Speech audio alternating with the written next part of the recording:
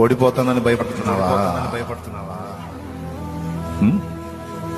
జయించలేనని డీలా పడుతున్నావా? దిగులు పడుతున్నావా? కృంగిపోతున్నావా?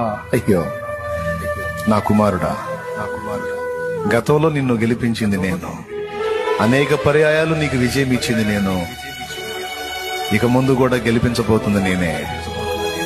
నిశ్చయముగా నువ్వు గెలుస్తావు, నిశ్చయముగా నువ్వు జయిస్తావు. నా బలమైన బాహువు నీ పక్షముగా చాపి ఉన్నాను, దాన్ని ఎవ్వడు రద్దు చేయలేడు. హల్లెలూయా.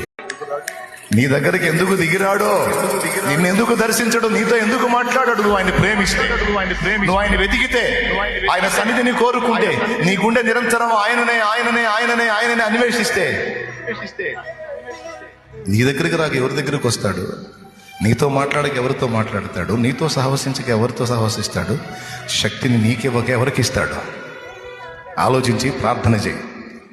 ఇప్పటిదాకా చెత్త కోసం వెతికావు, చెత్త కోసం ఆలోచించావు. చెత్త కోసం కాదు, లోకం కోసం కాదు, నా తండ్రి కొరకు ఎదురు చూడు. నా ప్రభువుని ప్రేమించు.